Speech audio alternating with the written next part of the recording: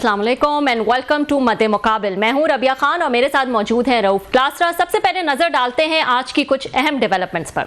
शरीफ खानदान को झटका, लंदन हाई कोर्ट का बड़ा फैसला। टैक्स केस में हसन नवाज दिवालिया करार, बरतानवी सरकारी गैजेट ने पोल खोल दिया। हसन नवाज का दिवालियापन, वजह आखिर क्या, माली मुश्किलात या टैक्स ना देना, असल कहानी क्या है। जबकि दूसरी जानिब बानी पीटीआई की रिहाई के लिए आलमी लॉबिंग तेज। 20 से जायद बरतानवी मेंबरान पार्लियामेंट ने खान की रिहाई के लिए बरतानवी वजीर खारजा को पाकिस्तान पर दबाव के लिए खत लिख दिया। बानी पीटीआई का फौजी अदालतों में ट्रायल नहीं होगा, बरतानवी सेक्रेटरी खारजा का जवाब, मामला आखिर क्या है। इसके अलावा पीआईए नीलामी में नाकामी क्यों हुई, वफाकी वजीर निजकारी अलीम खान ने अहम राजों से पर्दा उठा दिया। एफबीआर का टैक्स छूट देने से इनकार, वजीर निजकारी ने इदारों के अदम तावन पर लब खोल दिए। कंसल्टेंट करोड़ों लेकर मतलूबा नताइज दिलाने में नाकाम। सिविल एविएशन कमेटी में आज के अहम इंकशाफात। और सेनेट आईटी कमेटी को वजीर मुमलिकत ने जवाब देने से ही इनकार कर दिया। चेयरपर्सन कमेटी का मामला वजीर आजम के साथ उठाने का ऐलान। वीपीएन गैर शरई मामला सेनेट कमेटी जा पहुंचा। चेयरमैन पीटीए ने वीपीएन बंदिश से इनकार कर दिया। आईटी कमेटी के अहम मामलात का आंखों देखा अहवाल हम जानेंगे रऊफ क्लासरा की ज़बानी। क्लासरा साहब, इससे पहले कि हमारे साथ कुछ गेस्ट मौजूद हों, ये जो लंदन में डेवलपमेंट हुई है और एक ख़त लिखा गया था, उसका जवाब फॉरेन ऑफिस की तरफ से आया, उसमें उन्होंने एक इंपॉर्टेंट चीज़ कही। उन्होंने कहा मिलिट्री ट्रायल का फ़िलहाल खदशा नहीं है, लेकिन जो ह्यूमन राइट्स वायलेशन है उस पर उन्होंने खदशे का इजहार किया है। तो ये कितना इंपॉर्टेंस रखता है इस किस्म का जवाब? बड़ी खबर ये है कि मेरा ख्याल पहली कोई हुकूमत है पूरी दुनिया में, खान साहब के जिस तरह के तल्लुकात पूरी दुनिया से, पहली हुकूमत है ब्रिटेन जिन्होंने ऑन द रिकॉर्ड आके कोई बात की है खान साहब के हक में की है। ना अमेरिकन ने कभी की, ना यूरोपियंस ने की, ना मिडल ईस्ट ने की, मैं हुकूमतों की बात कर रहा हूँ, ना यूके ने की। और यूके वो मुल्क है जहाँ खान साहब 3.5 साल वज़ीर आज़म रहे और ये दौरे पे ही नहीं गए थे। ये पाकिस्तान के पहले वज़ीर आज़म थे जिन्होंने 3.5 साल में यूके का दौरा नहीं किया। 2 दफ़ा तय हुआ दौरा जो है उन्होंने आखिरी टाइम पे उन्होंने कैंसिल किया। हिसाब किताब में नहीं फिट हुआ, आई डोंट नो। बहरहाल वो नहीं गए थे। फॉरेन ऑफिस के दोस्तों ने 2-3 ने ये कंफर्म किया था यूके इनसे बड़ा शदीद नाराज है। लेकिन नए इलेक्शन है, नए लोग हैं, तो नई इंतजामिया फिर अपने तरीके से देखती है। ऐसे यूक्रेन वार में आपको पता होगा कि खान साहब वहाँ पे उस रशिया में मौजूद थे, पुतिन साहब के साथ 2-2.5 घंटे लगा रहे थे। वो उनकी यूरोप की वार है, आपको पता है, उस पर पूरा यूरोप नाराज था, इवन यूके भी नाराज था। तो लिहाजा ये खान साहब को कहीं से कोई वो क्या कि ठंडी हवा नहीं आ रही। सऊदीज के साथ फटे, चाइना के साथ, अमेरिका के साथ, यूएई, कतर, नहीं मैनी कंट्री, वो खान साहब जिसके साथ। और इस वजह से इनको मुश्किलात हो रही थी कि पीटीए जितना इनके साथ ज्यादतियाँ हुई हैं, हो रही हैं, या इन्होंने जवाबन जो उनके साथ लड़ाई मार कुटे फटे चल रहा था, तो दुनिया ने कोई इसमें दिलचस्पी नहीं दी उसमें दिखाई। हालांकि ये आप देखें, अदरवाइज बेनज़ीर भुट्टो साहब हों या नवाज शरीफ साहब, उनके दौर में अमेरिकन भी इन्वॉल्व हुए थे, सऊदीज भी हुए थे, ब्रिटेन भी हुआ था, उन्होंने भी डील्स करवाई थी। लेकिन खान साहब का जो अभी सबसे बड़ा मसला था, जो मुझे कुछ अब हल होता नजर आ रहा है, कोई फार्मूला, कोई मेरा ख्याल है कोई ब्रिटेन जो है ना इनके साथ कोई डिस्कशन कर रहा है, तो शायद कोई रास्ता निकले उसी तरीके का जैसे बेनज़ीर भुट्टो साहब और जनरल मुशर्रफ साहब का 2006 में। और ये किन लोगों ने निकाला था, बड़ा इंटरेस्टिंग होगा आपके लिए। उस वक्त कंडलीज़ा राइस जो है वो सेक्रेटरी ऑफ स्टेट थी वहाँ पर, उन्होंने मिलकर उस मार्क रॉयल ये ग्रांट थे, यहाँ हाई कमिश्नर थे पाकिस्तान में, ब्रिटेन के वेरी टॉप डिप्लोमेट्स, उन्होंने एक सीक्रेट अंडरस्टैंडिंग कराई थी, जो बाद में उसका पूरा कच्चा चट्टा जो है कंडलीज़ा राइस ने अपनी किताब में, अपनी उन मेमोर्स में उन्होंने पूरा बताया था कि कैसे हमने डील करवाई थी। तो उसी तरह से मिलती जुलती चीज़ें जो हैं, मुझे जो लग रहा है कि उनका जो यूके के फॉरेन सेक्रेटरी ने जो बात की है वो बड़ी खुल के बात की है। उसमें 2-3 चीज़ें हैं। इससे पहले कि वो फार्मूला हम देखें कि क्या फार्मूला हो सकता है कि उसी तरह की गारंटीज। असल खान साहब का प्रॉब्लम ये है कि गारंटर कोई नहीं है। क्या यूके गारंटी देने को तैयार है? सवाल ये है कि अब कुछ थोड़ी सी उम्मीद पैदा हो सकती है कि यूके दरमियान पाकिस्तान एस्टेब्लिशमेंट, फौज या हमारी हुकूमत के दरमियान कोई रोल प्ले कर सकते हैं। जैसे मैंने कहा कि कंडलीज़ा राइस ने या मार्क रॉयल ग्रांट ने बेनज़ीर भुट्टो साहबा की, उन्होंने गारंटीज दी थी जनरल मुशर्रफ को, या उन नवाज शरीफ साहब की गारंटी दी थी उस वक्त के जो किंग थे सऊदी अरब के अब्दुल्ला जो थे, उन्होंने दी थी।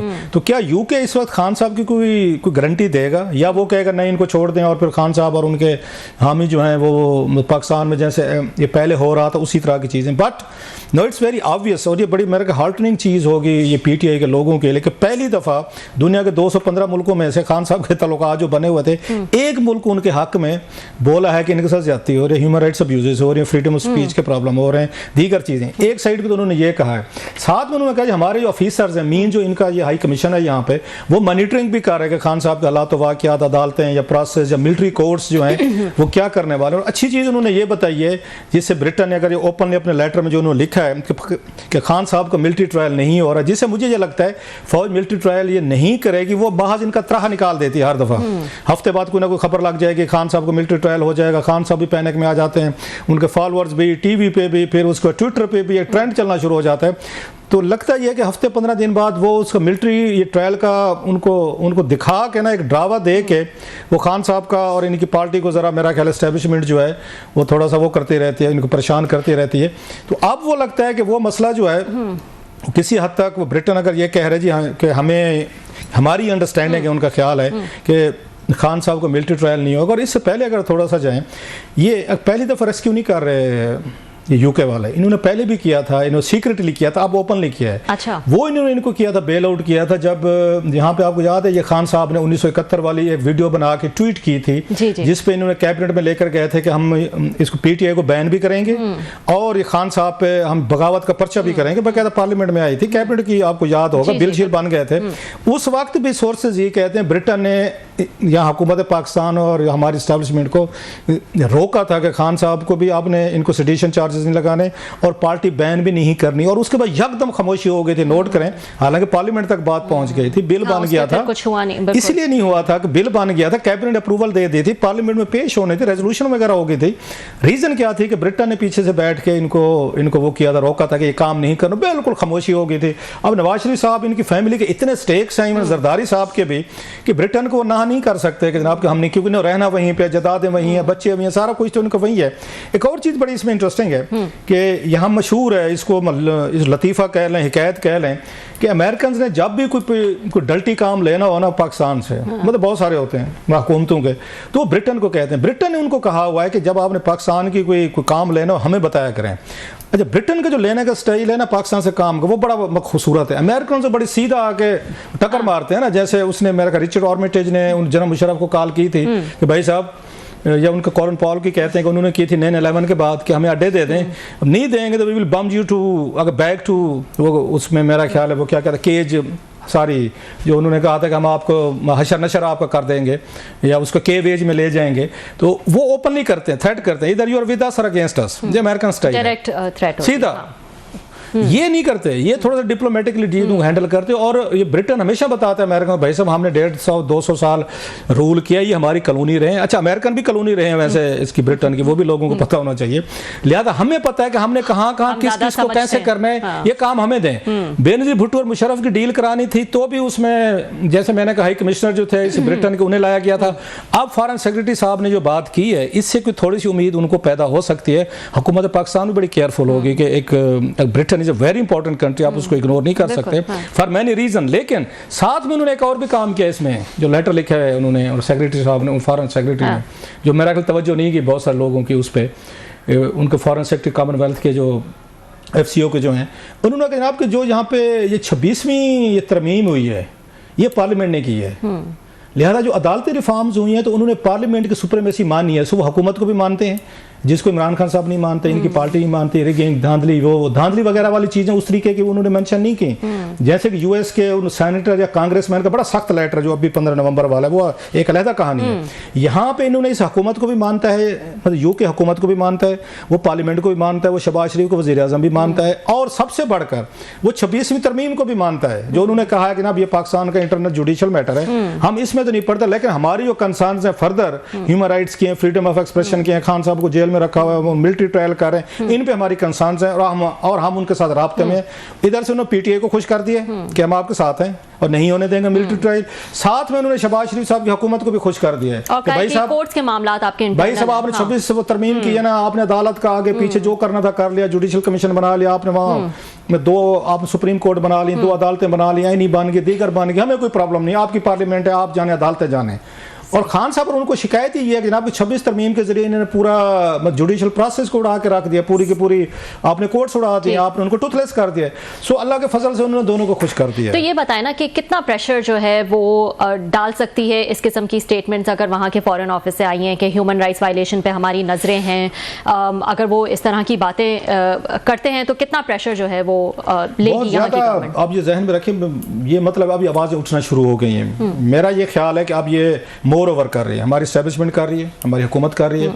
जितना एक मुझे याद है कि हमारे साथ ये फवाद चौधरी साहब थे, क्लिप भी पड़ा हुआ किसी बार दिखाएंगे, तो वो हमारे साथ थे। मेरे ख्याल 23 या 22 अप्रैल का था जब हुकूमत खान साहब के टूटे हुए ना कोई 10 दिन हुए थे। 11 को गए, 22 को हमने अपने शो में लिया था, GTV पे थे। तो चौधरी साहब उस वक्त बिल्कुल आपको पता, चौधरी साहब बीइंग ए मैवरिक, वो अच्छी खासी धमकियाँ तड़े छड़े दे रहे थे, जैसे पॉलिटिकल में बात कर रहा हूँ। तो उन्होंने कहा, तो मैंने उनको कहा, मैं कि सर जी आपको लगता नहीं है कि जानबूझ के आपको थोड़ी सी स्पेस दी जा रही है कि एक दिन आपकी बहुत बड़ी वारदात डालें और वो नीचे से क्लीन खींच लें? वही कुछ हुआ 9 में, वही कुछ हुआ कि वो देते गए स्पेस, देते गए।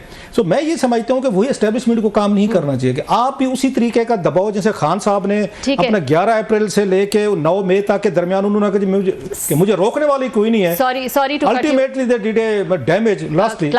मुझे पता है कि वो साथ हमारे, एक सेकंड, तो उस पे अभी भी मुझे लगता है कि एस्टेब्लिशमेंट जितना दबा रही है ना चीज़ों को, लोगों को दबा रही है, वो पार्टियों को दबा रही है, वो इंटरनेट को दबा रहे हैं, VPN पे चले गए हैं, सामने खुल के आ रहे हैं, इनको भी उसी तरह का नुकसान हो सकता है। जैसे इमरान खान साहब ने ये 11 अप्रैल से लेकर 9 मई के दरमियान उन्होंने भी नहीं ख्याल किया था कि जनाब कि मैंने कितनी पावर कहाँ तक यूज़ करनी है। तो मुझे लगता है कि एस्टेब्लिशमेंट भी उसी कोर्स पे जा रही है, कोई बड़ा अपना नुकसान ना कर बैठे। किसी स्टेज पे इनको भी वो कहते हैं ना स्टैंड डाउन, इनको इतना ज़्यादा जाके चीज़ों को मैनेज करने से पाकिस्तान को नुकसान होगा, इनको खुद नुकसान होगा, आपकी अपनी पूरी यूथ को होगा, ओवरऑल सोसाइटी को होगा। सो स्टैंड डाउन, जो मतलब मेरा मिलिट्री की टर्म है, जरा स्टैंड डाउन। आई होप आपका मशवरा जो है वो उन तक पहुंच जाए। इस वक्त मुर्तज़ा अली शाह साहब जो हैं वो लंदन से हमारे साथ मौजूद है, सीनियर सहाफ़ी, इनसे बात कर लेते हैं। अस्सलाम वालेकुम मुर्तज़ा।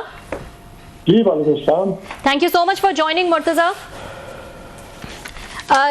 मुर्तज़ा ज़रा बताइएगा, हसन नवाज के जो बैंक्रप्सी वाला केस है उस हवाले से मैं आपसे पूछना चाहूँगी, क्या एग्जैक्टली केस है और क्या ये उसी तरह है जैसे अमेरिका में तो बहुत कॉमन है कि अपनी लाइबिलिटीज से जान छुड़ाने के लिए आप बैंक्रप्सी जो है वो फाइल कर देते हैं क्योंकि इन द एंड आपको पेमेंट ना करनी पड़े। So it's very common there, is it that?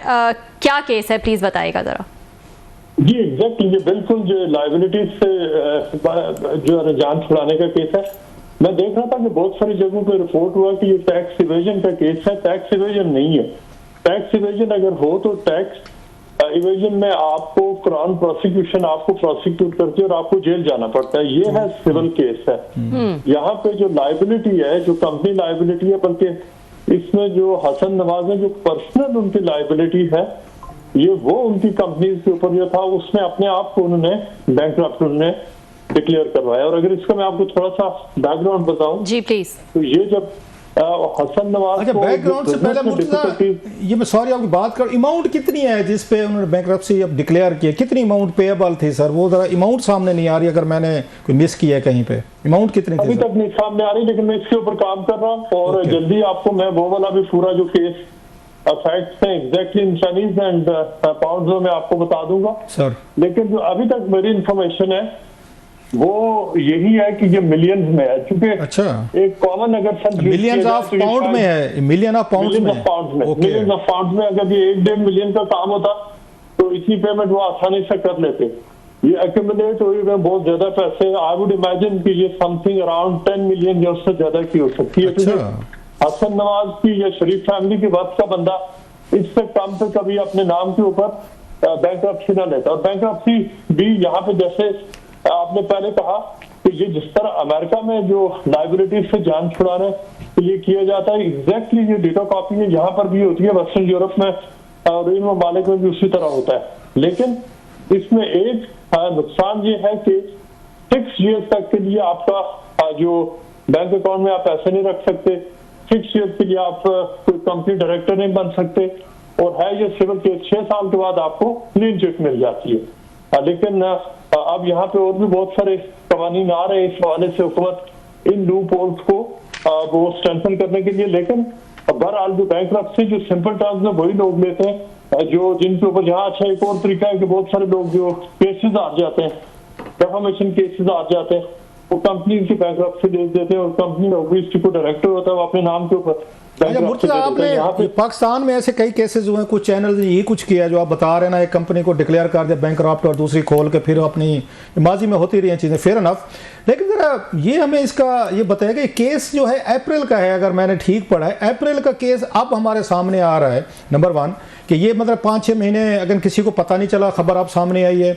दूसरा ये है कि आपकी उनसे कोई बातचीत नहीं हुई उनके हसन नवाज से, उनकी फैमिली से? साफ ज़रा आप मिलते रहते हैं, बीइंग जर्नलिस्ट आप उनसे वर्जन भी लेते हैं, वर्जन लेने की आपने कोशिश नहीं की कि क्यों बैंकरप्सी डिक्लेयर की है और कितने पैसे हैं, या क्या इतनी कैलकुलेशन की होगी ऑफ कोर्स उन्होंने जो आप 6 साल वाली बता रहे हैं? कोई राब्ता नहीं हुआ आपका उनसे सर?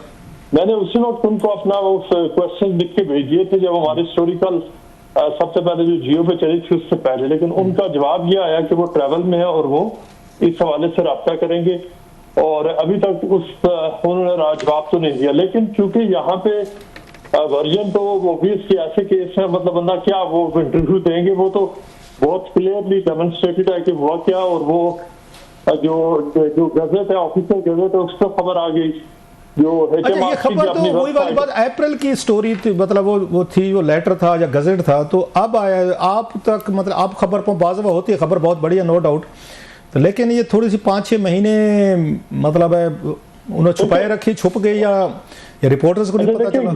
यहाँ तक खुलासा साहब मुझे जरूर पता था कि उनका जो इंसॉल्वेंसी कोर्ट है रोल बिल्डिंग है, वहां पे कोई केस चल रहा है, लेकिन केस की एग्जैक्ट नेचर क्या थी ये नहीं पता चल सकी थी, इसलिए कि यहाँ पर लोगों के मुख्तलिफ मामला वो कोर्ट कचहरी में ही होते हैं। लेकिन एग्जैक्ट ये क्या इंसॉल्वेंसी की तरफ जाएगा फ्रैंकली कि किसी को नहीं पता था। ये मुझे जरूर किसी ने इन्फॉर्म किया था कि हसन नवाज का जो टैक्स लायबिलिटीज के हवाले से कोई केस है, लेकिन ये केसेस तो ये भी मुझे बताया गया था कि ये जो कोविड के बाद जब कोविड आया था उस वक्त हसन नवाज का बिजनेस है उसने सफर किया था, ब्रेक्सिट था, फिर कोविड था, फिर हसन नवाज के अपने हेल्थ के बड़े सीरियस इश्यूज चल रहे थे, यहाँ तक तो जनरल नॉलेज था, लेकिन ये अंदाजा किसी को नहीं था कि वो इवेंचुअली मतलब अपने आप को बैंकरप्ट डिक्लेयर करेंगे। अच्छा, आपको मुर्तजा याद होगा, आप स्टोरी फॉलो करते रहे, हम भी यहाँ से करते रहे, कि जब ये एवन फील्ड फ्लैट्स का मामला आया था तो उस वक्त भी हसन नवाज के इंटरव्यू ने प्रॉब्लम पैदा किए थे। इफ़ यू रिमेंबर BBC के साथ जो इंटरव्यू दिया था उसमें उन्होंने कहा था मुझे रेंट पे रह रहे हैं, इस तरह की चीज़ें, पहले बयान थे शायद हमारी प्रॉपर्टी है।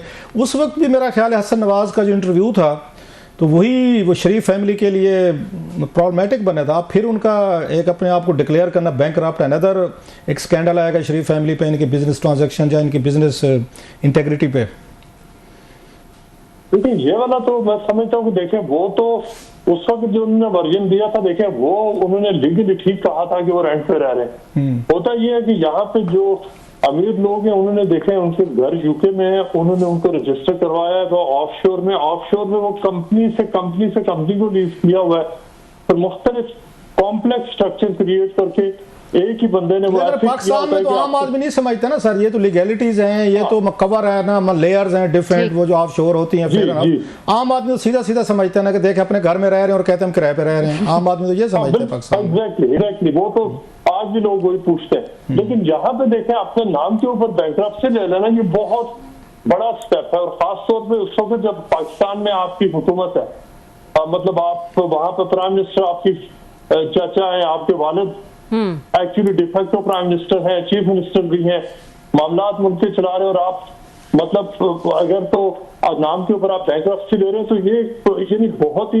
दो बातें, एक तो बहुत ही लेट बैक अप्रोच है और दूसरा ये पॉलिटिकली मतलब इमेज के हवाले से डेवस्टेटिंग है। अच्छा, आपने हमें क्योंकि लेट ज्वाइन किया था, जो आपका टाइम हम थोड़ा सा खुद खा गए, तो पूछना तो चाहेंगे लास्टली थोड़ा सा अगर कोई बताएं कि अभी जो यूके के फॉरेन सेक्रेटरी साहब ने इमरान खान साहब के हवाले से जो लेटर लिखे अपने MPs को जवाब दिया, उसमें उसको कैसे देखते हैं कि पहली दफ़ा कोई मुल्क है यूरोप में हो या पूरी दुनिया में फर्स्ट कंट्री जिनके फॉरेन सेक्रेटरी इमरान खान साहब के हवाले से अपनी उन सपोर्ट का भी उन्होंने इंडिया दिया है, मिलिट्री ट्रायल के खिलाफ बात किया, ह्यूमन राइट्स अब्यूजेज हों, इलेक्शन वगैरह दीगर चीज़ें, इसको आप कैसे देखते हैं कि यूके की पॉलिसी में चेंज आ रहा है? माजी की जो हुकूमतें थीं उन्होंने कोई दिलचस्पी नहीं दिखाई थी खान साहब में, ये न्यू जो उनकी आई है लेबर पार्टी आई है तो इनकी अप्रोच में चेंज है, खान साहब की तरफ सिंपैथेटिक है ये, और कुछ कर पाएंगे, रिहा करवा लेंगे? ये जो स्टैंडर्ड है, ये वो जो खत है मैंने वो इसके ऊपर स्टोरी भी की है। ये जो देखें उसमें दो बातें वो कह रहे हैं। एक तो वो कह रहे हैं कि अभी तक पाकिस्तान की तरफ से इंडिकेशन नहीं आई कि मिलिट्री ट्रायल होगा। अच्छा, तो एक और बात है कि यहाँ पे ये कि बरतानवी हुकूमत का फॉरेन सेक्रेटरी के लेवल पे जवाब देना यस ये सक्सेस है।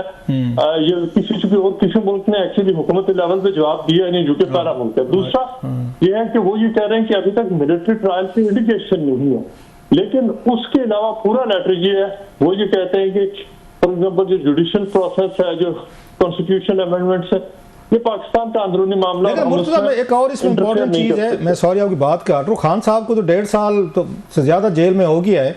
अब तक की जो उनकी हुकूमतें थी, इवन यहाँ का जो उनका स्टाफ था डिप्लोमेटिक, वो मतलब जाके मिल रहे थे, मुलाकातें कर रहे थे हुकूमत से, एस्टेब्लिशमेंट से, लेकिन कभी ओपनली उन्होंने नहीं किया था। FCO ने कभी इस पे बात नहीं की थी। ये फर्स्ट टाइम है कि उनके फॉरेन सेक्रेटरी ने बोला है और बड़ा खुल के बात की है, स्पेशली मिलिट्री ट्रायल पे, फ्रीडम ऑफ एक्सप्रेशन पे, ह्यूमन राइट्स से रिलेटेड चीज़ों पे। सो इस पॉलिसी चेंज तो है। पहले वो बैकडोर चैनल से वो अप्रोच कर रहे थे हुकूमत को या फौज को, अब की दफा तो डायरेक्ट बात की है उन्होंने। Sir it's a big change. देखिए 20 इन्फ्लुएंशियल एमपी से उन्होंने खत लिखा, ये खत अरेंज करवाया जुल्फिकार बुखारी ने, और ऑब्वियसली जो एमपीज इन्वॉल्व है उसमें जो करंटली जो रूलिंग पार्टी है उसके लोग हैं, और अपने कॉन्स्टिट्यूएंट्स की तरफ से उन पर प्रेशर था। ऑब्वियसली उन्होंने पूरी एक एफर्ट लगाई और उसका जवाब इस हद तक उन्होंने जरूर जो फॉरेन सेक्रेटरी को एंगेज करवाया। तो पहले हुकूमत तो अब के मुकाबले में डेफिनेटली आप ठीक कह रहे हैं कि ये एक फॉरेन सेक्रेटरी का जवाब देना ही इट इज क्वाइट सिग्निफिकेंट। तो जवाब जरूर देते हैं और कभी कभार वो इससे बहुत ज्यादा माइल्ड जवाब भी दे सकते थे, लेकिन इस हद में उन्होंने human rights, freedom of expression बड़ा कैटेगोरिकली कहा कि वो समझते हैं कि पाकिस्तान फॉलो अप लेते रहेंगे। लगता है पाकिस्तान के बाद सबसे ज्यादा पाकिस्तान की खबरें लंदन में है, आपसे हम फॉलो अप लेते रहेंगे। Thank you very much brother, very kind. Thank you Murtaza for joining us. वक्त हुआ एक छोटे से ब्रेक का। ब्रेक के बाद हम कुछ मजीद स्टोरीज डिस्कस करेंगे।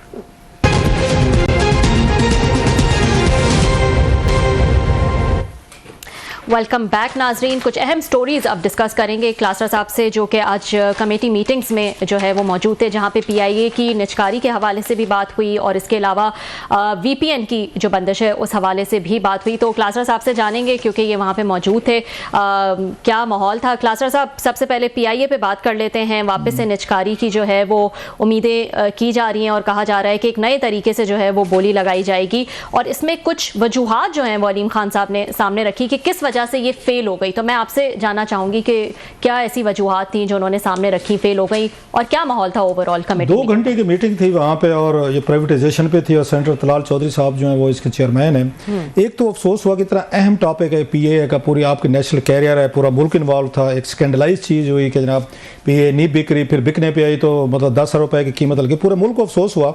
अफसोस अगर नहीं हुआ तो सेनेटर्स को नहीं हुआ कि जनाब के 10 सेनेटर इसके मेंबर हैं, सिर्फ वहाँ पे 3 लोग थे जो आए हुए थे, 3 लोग थे, बाकी आए ही नहीं है, 7 नहीं थे। 7 लोगों को परवाह नहीं है जनाब के, वो मेंबर बन गए हैं कमेटी के, और इतनी बड़ी प्राइवेटाइजेशन में ब्रीफिंग हो रही है, मिनिस्टर साहब आ रहे हैं, सेक्रेटरीज आ रहे हैं, आप नहीं आ रहे। बाज़ मिनिस्टर नहीं आते तो यही सारे सेनेटर नाराज हो जाते हैं, वो छत को जा लगते हैं कि सेक्रेटरी नहीं आ रहे। जो कि मैं दूसरी मीटिंग का बताऊंगा, जहाँ पे जो आज थी इंफॉर्मेशन टेक्नोलॉजी की थी, जिसमें परवेश खान साहबा जो हैं वो चेयरमैन है कमेटी के, वहाँ पे वजीर साहबा भी नहीं है, सेक्रेटरी भी नहीं है एक साइड पे, और वो उन पे वो बरस पड़े जो बरसना पड़ चाहिए था। यहाँ पे आपके सेक्रेटरी साहब भी आए हुए थे और अलीम खान साहब भी आए, तो सेनेटर नहीं है, और बड़ी देर तक कोरम नहीं पूरा हो रहा था।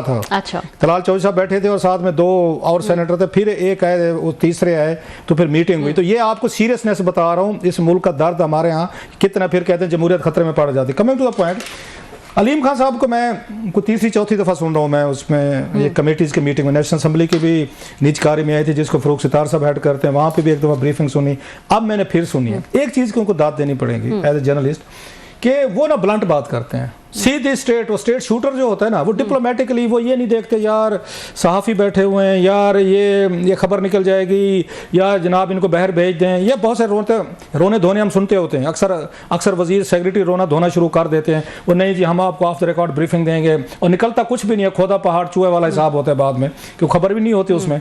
सो वो इन चक्रों में नहीं पड़ते, वो खुली खुली बात करते। आज भी उन्होंने खुली खुली बातें की हैं, मसलन उन्होंने 2-4 बातें कि नाम नहीं लिया, लेकिन मैं ले लेता हूँ कि उनका इशारा किस तरफ था, वो इसको डिनाई करना चाहते हैं, उनकी मर्जी, इतनी स्पेस होनी चाहिए। उन्होंने जनाब के मेरे ऊपर तनकीद हो रही थी कि मैंने ये PIA को नहीं बेच सका, वो कर सका, नहीं बिक सकी। तो उन्होंने कहा पहली बात तो ये है कि मेरे आने से पहले पिछले साल निगरान हुकूमत दौर में नवंबर में ये प्लान बन गया था और फवाद सनफा नाम उन्होंने नहीं लिया, मैं ले रहा हूँ। तो जनाब मेरे से पहले जो ये फ्रेमवर्क तैयार कर रहे थे, जब मैं वजीर बन के आया तो मुझे कहा कि आपने इनको नहीं छेड़ना, आपने हाथ नहीं लगाना पीएए को, जो पहले से फ्रेम बने हुए हैं उन्हीं फ्रेम को लेकर चलना है। सो मेरा काम बेचना था, मैंने बेचने की कोशिश की, नहीं बिकी। मेरा काम पीए को चलाना नहीं था, इसको प्रॉफिटेबल करके नहीं बेचना था। इट वाजंट माय जॉब कि मैं पीए को चलाऊं। लोग समझ रहे हैं कि शायद मैं चलाने में नाकाम रहा हूं, तो मैंने बेचने की कोशिश उसी फ्रेमवर्क की जो फवाद छोड़ के गए थे। फवाद साहब क्या छोड़ के गए थे, वो बड़ी इंटरेस्टिंग चीजें हैं। It raises very serious questions on Fawad साहब की। अपनी जात पे सवाल उठाते हैं जो वो उठा रहे थे नाम लिया बगैर, लेकिन पता है हमें कि वही इस मामले को देख रहे थे निगरान हुकूमत को। उन्होंने कहा जनाब कि एक तो इन्हें कंसल्टेंट भर्ती किया गया था, 2 बिलियन रुपीस जिसकी फीस थी, 1.95 बिलियन टू बी एग्जैक्ट, जो फीस थी उसको देनी थी। अच्छा, तो उसके प्रोसेस से इतनी इस वक्त मिलेगी, इतनी इस वक्त मिलेगी, लेकिन अच्छी खासी फीस वो साहब ले गए हैं। और उनकी बनाए हुए फ्रेमवर्क पे, उनकी बनाए हुए उस पे प्रोजेक्ट कहें या उनके फिजिबिलिटी कहें, वट एक भी फॉरेन इन्वेस्टर नहीं आया। ये उनकी थी जिसको 2 बिलियन रुपीस आपने दिए या दे रहे थे, और ये वो फ्रेमवर्क था जो फवाद साहब ने तैयार करके दिया था कि वो भी नहीं आ रहा। नंबर 1 जो बड़ा काम के फवाद ने जिस पे क्वेश्चन रेज किए, उन्होंने मैं नहीं समझ सका कि ये उन्होंने कैसे काम नहीं लिया। मैं फिर कह रहा हूं मैं ले रहा हूं फवाद साहब, क्योंकि वही मिनिस्टर थे, वही फ्रेमवर्क तैयार करवा रहे थे।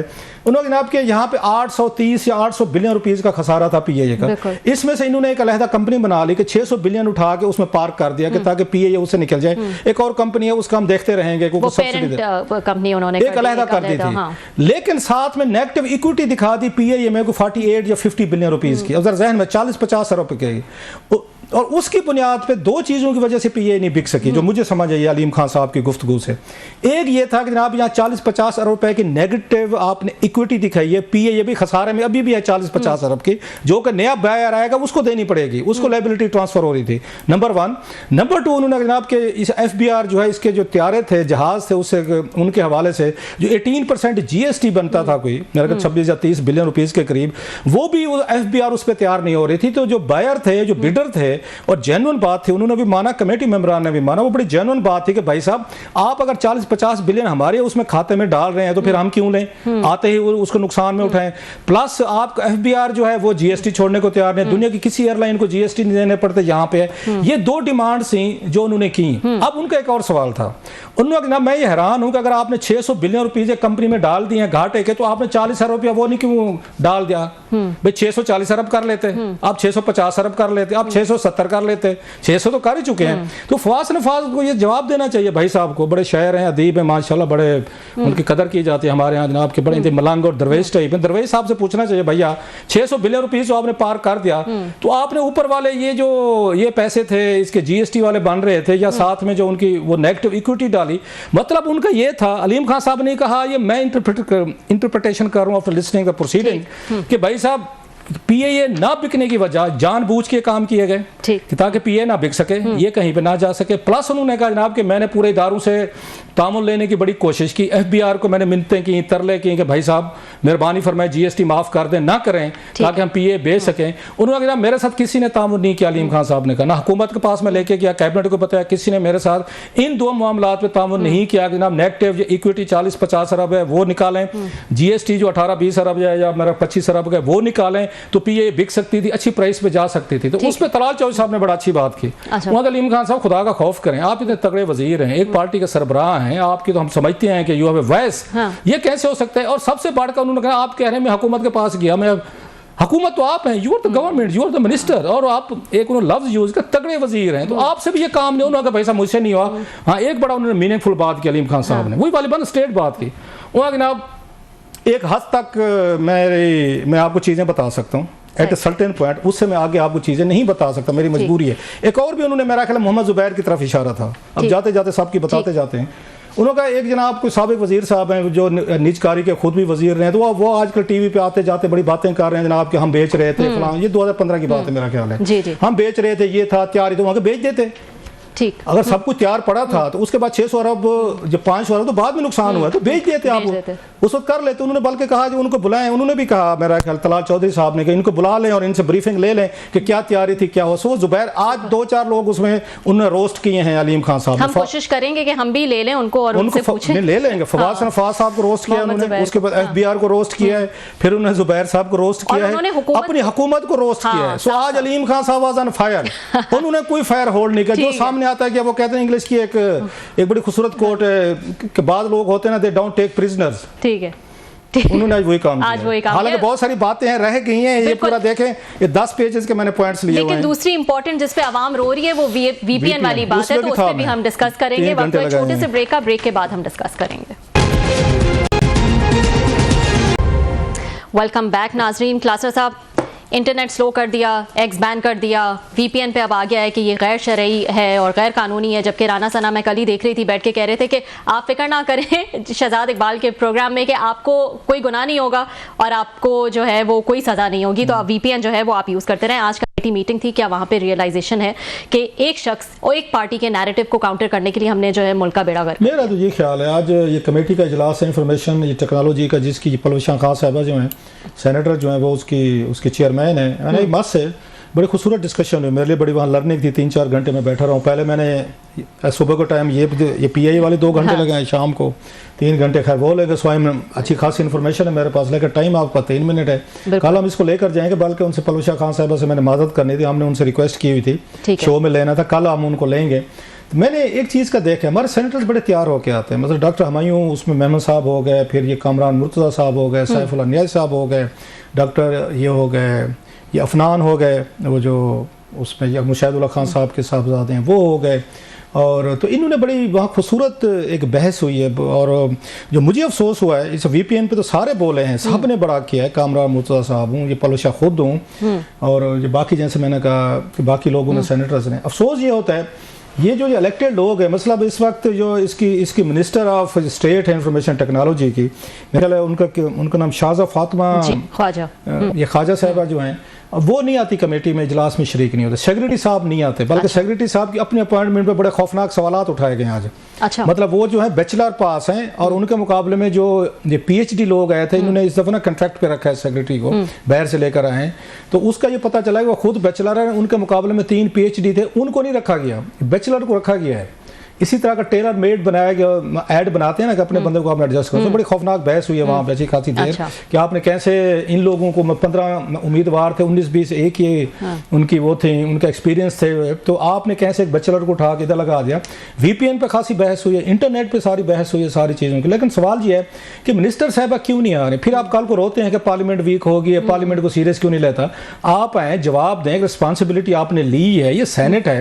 फिर आप मजाक उड़ाते हैं, ये अमेरिकन को देखें वो बड़े स्ट्रॉन्ग सेनेटर्स हैं, को देखें कांग्रेस में, आप इनको स्ट्रॉन्ग करके देखें। सो यहाँ पे शाहजा फातिमा साहबा का ना आना और अपने आप को सबमिट बिफोर ये कमेटी ना करना, आप अपने हाउस की अपनी पार्लियामेंट की खुद ही इंसल्ट कर लें। दूसरी बात ये है जो आज वहाँ पे फ्रीलांसर्स की बात हुई, दीगर लोगों के, वो कोई प्रिपेयर नहीं थे, ना कोई मतलब लीगल उनका कंसल्टेंट को किसी चीज़ का पता था जो मिनिस्ट्री के आए थे, ना उनके टेक्निकल एक्सपर्ट को कोई पता था, उनसे ज़्यादा पता तो सेनेटर्स को था। बड़ी मतलब मायूस कुन कारकर्दगी थी ये मिनिस्ट्री के ऑफिशियल्स की। इसमें हम ज़रूर बात इसको फॉलो करते रहेंगे, इसको कल हम लेंगे, तो अदरवाइज बहुत कुछ कहने को। लेकिन सवाल वही है कि छोटे से फायदे के लिए ना इस मुल्क को दाव पर न लगे, जो मुझे लग रहा है ना अब छोटे से फायदे के लिए पॉलिटिकल पार्टी को करने के लिए PTI को आप बड़ा नुकसान कर रहे हैं, जो मुझे आज एहसास हुआ है कमेटी मीटिंग के बाद। हम इस पर कल बात करेंगे। जरूर जरूर जरूर। आज के लिए इतना ही, देखते रहिए न्यू न्यूज़।